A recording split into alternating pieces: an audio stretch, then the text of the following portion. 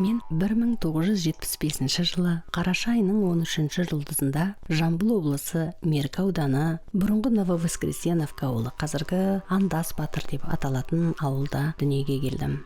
Ата-анам Бәбіжанов Жолдас, Әубәкіров Раушан сол ауылдың тұрғындары еді.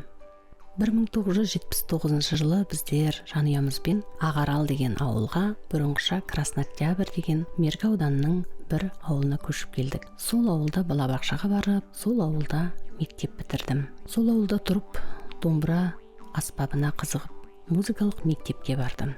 Домбыра пәні бойынша менің ұстазым Байжұманов Мейрамғали деген ағайымыз маған өте көп күй үйретті. Мектепте оқып жүрген кезде мен ән айтуға өте қатты қызығып, домбырамен ән айту үйірмесіне бардым. Оқушылар үйінде домбырамен ән айту бойынша менің ұстазым Мырзақова Ғазиза деген ұстазым болды. Теледидардан көріп жүрген әндерді мен бірден домбыраға салып, ән айтуға өте қатты құмар болдым. Сөйтіп жүріп, мектептегі концерттерге домбырамен ән айтып шыға бастадым.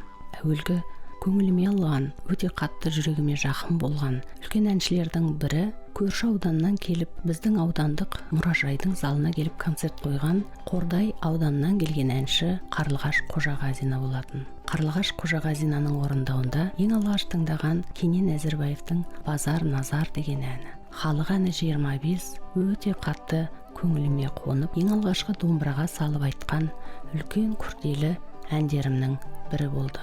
Музыкалық мектепті бітірген соң мен 1990 жылы Теміртау музыкалық колледжіне домбыра класына оқуға түстім. Ол жерде домбыра ұстаздары Марат Жанғазиев, Болатхан Ташимов атты белгілі күйшілерден сабақ алдым.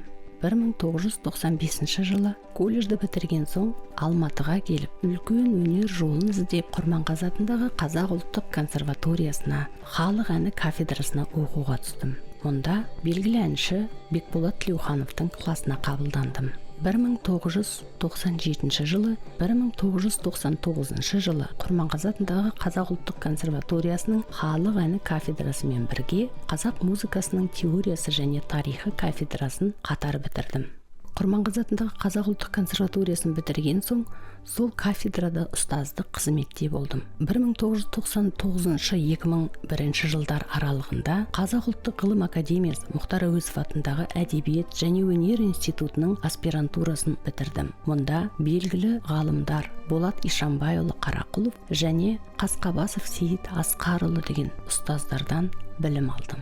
2003-2006 жылдар аралығында Нұрлан Әлтайұлы Өнербаевтың шақыртуымен Қазақстан телерадиокорпорациясы Қазақ радиосының музыкалық хабарлар редакторы болдым. Радиода жұмыс істеген жылдары қоғамдық танымдық хабарлар редакциясында ұлттық музыкалық өнерімізге арналған ғасырлар пернесі, Тарланбоз, Мәңгілік сарын, Асыл қазына деген хабарлар жасадым.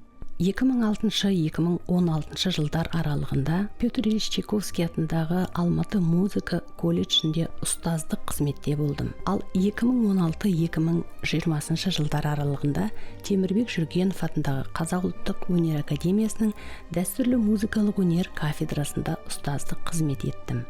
2010-2011 жылдар аралығында Мир телеарнасында өнерге арналған мирас бағдарламаларының жүргізушісі болдым. Дәстүрлі өнерге арналған көптеген хабарлар жасадық. 2013-2015 жылдар аралығында Қазақ мемлекеттік қыздар педагогикалық университетінің музыкалық өнер мамандығы бойынша магистратурада білім алдым. 2017-2020 жылдар аралығында Құрманғазы атындағы Қазақ ұлттық консерваториясының докторантура бөлімін аяқтап, 20 жылдан бастап осы консерваторияның халық әні кафедрасында аға оқытушы ретінде сабақ беріп келемін.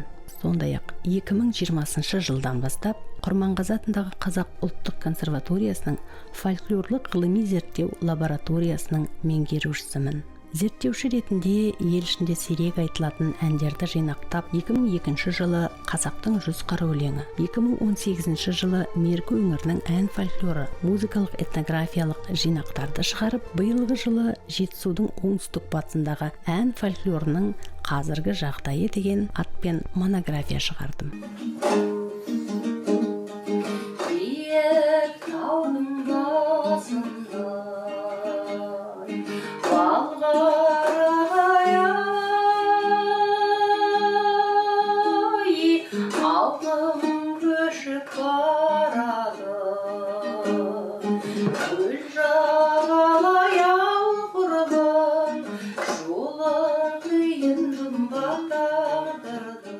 Сазгер ретінде тыңдаушының жүрегіне жол тапқан бірнеше әндерді дүниеге әкелдім. Атап айтсақ, Қарақат Әбелдинаның орындауындағы Назира Бердалының сөзіне жазылған Ару ғұмыр, Несіпбек Айтовтың сөзіне жазылған Қарақат Әбелдина мен Мәдина Сәдуақасованың орындауындағы Ал құрбым, Қанат Жүнісовтың сөзіне жазылған Аламан тобының орындауындағы Бағалайық бақытты, Әнуар Бимағанбетовтың сөзіне жазылған Бауыржан Үйсінбаевтың орындауындағы Сенсің, Мейіркүл Әбжанованың сөзіне жазылған Соғыс туралы ән, Әкеге сағыныш, Мерейлі меркі, Күләш Ахметованың сөзіне жазылған Туған жер, Қыз дәурен, тағы басқа әндерім шықты. Қазіргі кезде мен Құрманғазы атындағы Қазақ ұлттық консерваториясында фольклорлық ғылыми зерттеу лабораториясында қызметтемін.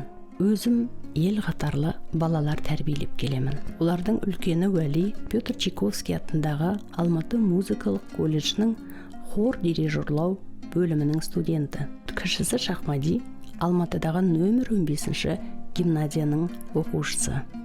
Ол домбыра тартумен, сондай-ақ альпинизм спортымен шұғылданады.